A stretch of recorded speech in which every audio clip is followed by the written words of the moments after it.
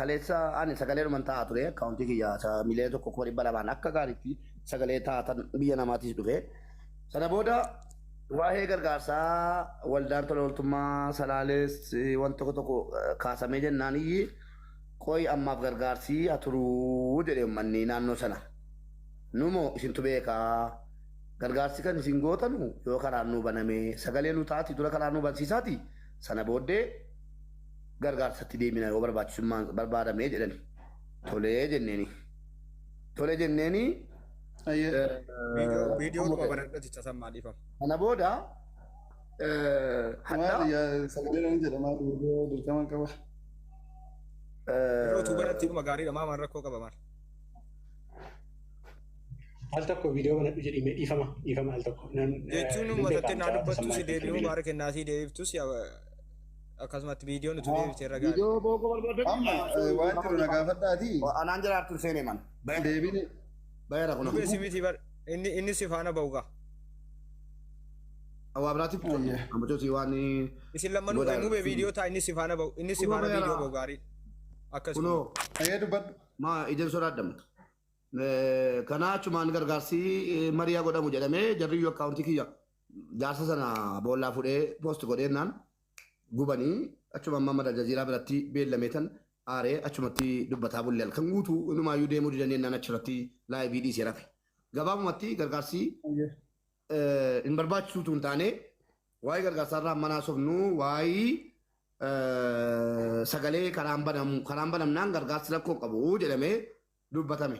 Har'a immoo gargaarsi turuu sagalee taa'aa jirru gargaarsi eegalamee nuun jedhan eessatti weellisaa tasammaatu gargaarsa eegalee akkaawuntii kenneen yeroo nani akkaawunticha fuudhee mobaayilii koorratti baankingii irratti rukutu naa baasee maqaa keessa achumaan akkamitti akkana ta'ee jenneeti si gaafachuu fi uummanni beekaa akkatti akkaawuntii kee irratti guuraa jirtu uummanni ni beekaa uummanni immoo nuufa guuramu jedheeraa dhiifama wajjin yeroo si gaafannu uummata bakka buuneetu hin taane akka girgirriin kee sagaleen uummata kanaa hin uumamneedha.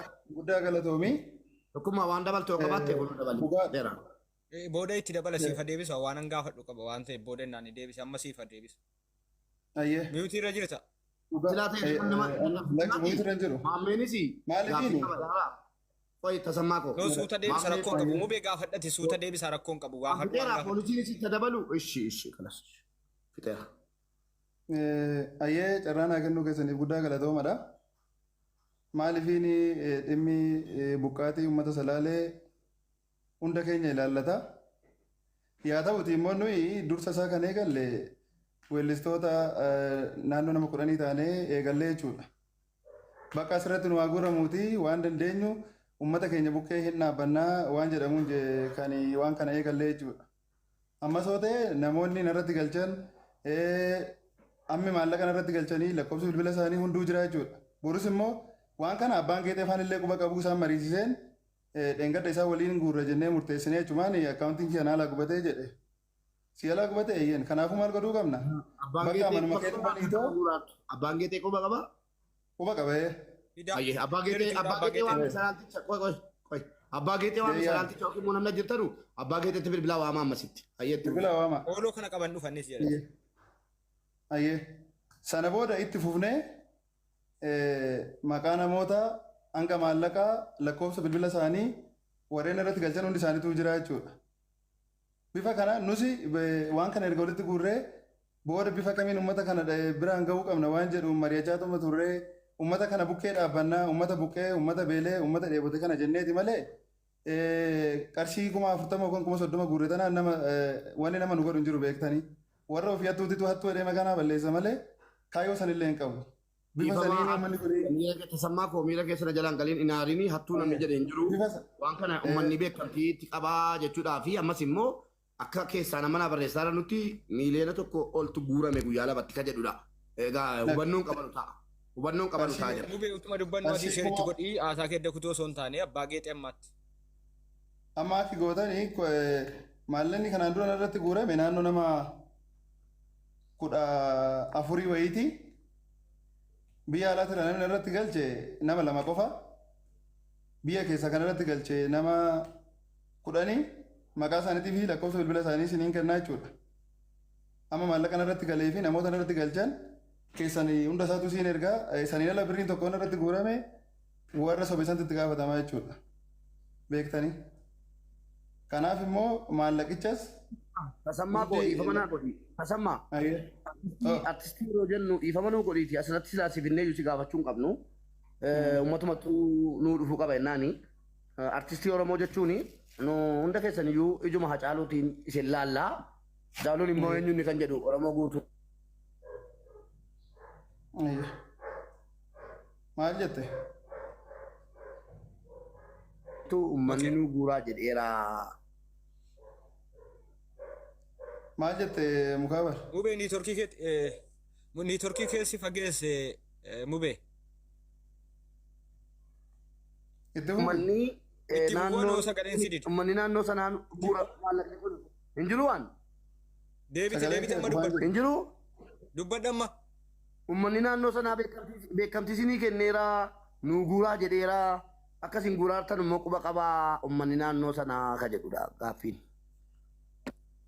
Ayyee wanti kun nuyi kan deemne akka dhuunfaa keenyatti namni dhuunfaadhaan maa nama gargaarta jedhu hin jiru beektanii.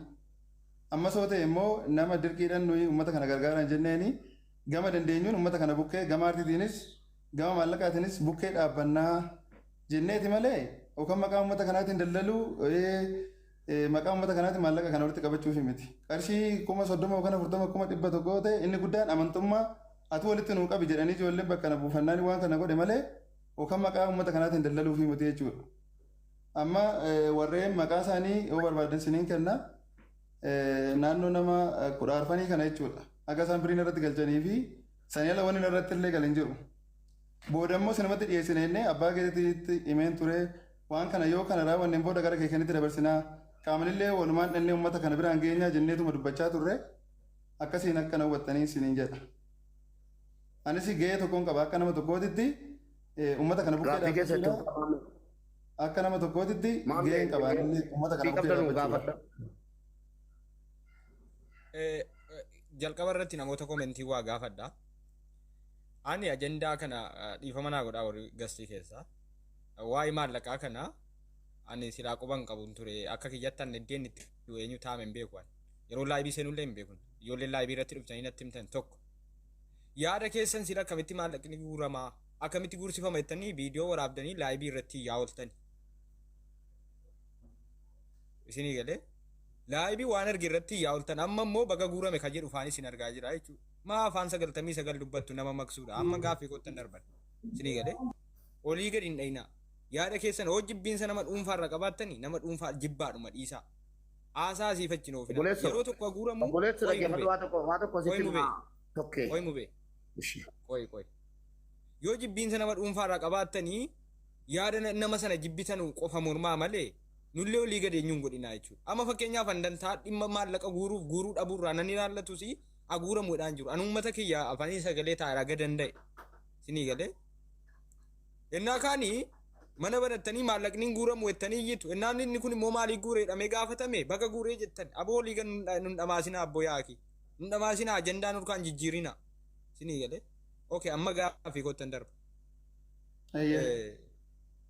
Ati fakkeenyaaf maallaqa kana koreedhuma 10 kana qofa uummata waan mariisifte qabda. Wanti kun waan uummataati waan uummanni uummata waan ta'eef waan uummataa ta'e waan mariisiftee guurte qabda moo koreedhuma 10 sana qofaan gara gurraatti darbite ammas immoo akkaawuntii dhuunfaa keetiiti birrii 2 ta'uun natti fakkaata yoon dogoggoruu baay'ee dhiifama akkaawuntii dhuunfaa keetii irratti uummata gargaarsuuf inni dura akka dhuunfaa keenyatti waan kana kan eegalle beekte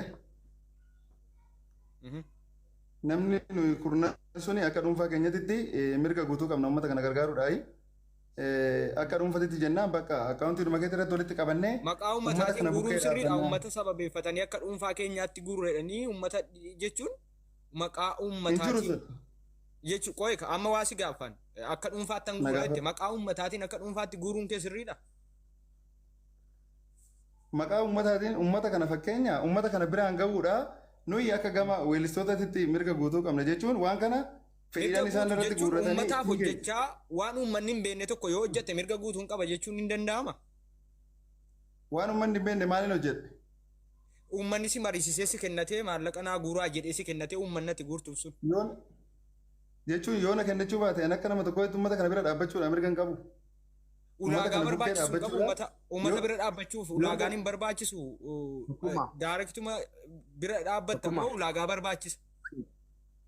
Ulaagaa barbaachisu erga asii walitti qabannee gara keessanitti liistii isaaniitii fi aga maallaqaa sanii itti meen ture akkuma isin jedhu abbaa keetitti yaamuu barbaadde maallaqa kana kallattii kanaan erga walitti qabnee gara keessa finnaa jenneeti kan walii gallee dubbachaa turre. Namni gaafadhaa ani jiruudha gaafadhaa.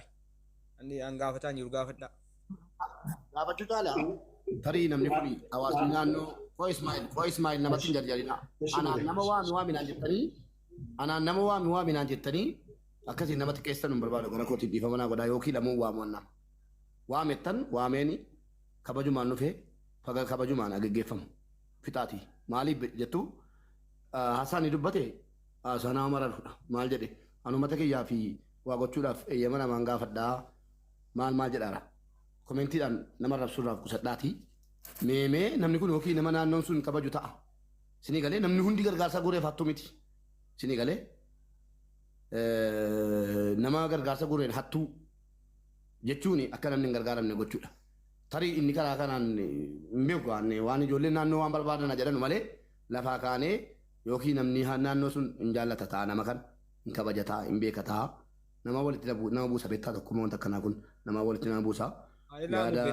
Ijoollee naannoo ijoollee darraa ijoollee salaalee galchiiti waan jedhamu qabu jarra jedhanu malee lafaa kaanee nama tokko artistii weellisaa tokko weellisaa sagalee oromoo tokko. Uummata kana dhibee qoyi dhiis artistii tasammaayyuu dhiis warra sila maallaqni guuramaa jira maallaqa inni hin barbaachisu jedhee iyyaa tureef iyyaa oola bulaa jiruuti yamma immoo akka waan nuti akka dhuunfaa ofii keessanii yaada fiddanii ana ajandaa maallaqarraa dubbachuun barbaadu maaliif ana ofiifis maallaqan guuruu hin guursisus ofii kiyyaa jechuudha isinii galee ofii keessanii yaaduma maaliif kana godhama jettu innaa namni maaliif kana gootee baga godhe jettan inuma na dhibdanii baraana wallaahi aboo uummata miidiyaa kana boo wajjin maraanne. Yeroo tokko meeshaa nu kennaa uummataaf dubbannaa uummata rakkoo seeraa bu'aa sallaa. Tokkummaa lafa waa'ee waan nuti godhe akka godhamu waan akkanaa kun maal godhama beektaa tokkummaa gar tokkoon gargaarsi hin guuraminii ijoolleen naannoo sanaa dhaggeeffadhaa dhaamsa sinii dhaama gar tokkoon gargaarsi hin guuramin jedhaa gar tokkoon maa guuramen jedhina namni kun weellisaadha weellisaa Oromoo jechuun sila sinitti meera jalqabas dubbadheera waan kana weellisaa Oromoo jechuun sagalee uummata Oromooti yoo akka weellistootaatti nama kudhan ta'anii walii galanii waan kana eegalan namoonni naannoo immoo ijoollee kana hin amanu yoo ta'e maaltu isin galchee jennaan iyyi waan biraa dubbattu hin dubbatina inumaayyuu fooloo godhaa fooloo hundi keessan fooloo godhaati ijoolleen naannoo yoo mormii irraa qabaatan isa kaafatanu ijoolleen naannoo dhalattoonni rakkoon kun isin irra ga'e waan barbaadan dubbachuu mirga qabdan isin laallata dhimmi kun eenyuun caalaatti isinii galee an akkasiin jedhee gabaabsa gara kootiin yeroo gaarii qabaadhaa fixadheera.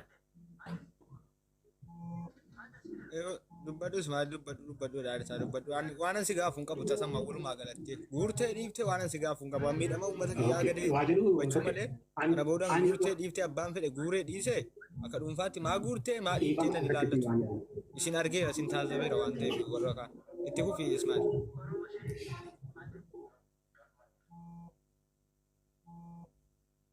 Ismaa'il dubbadhu. Na yaadattee taa'ame ani tasuma qaamaan hin beeka waan ta'eef tasuma wajjin waan gaafadhu meebii na yaadatte tasee hin dhaga'ama.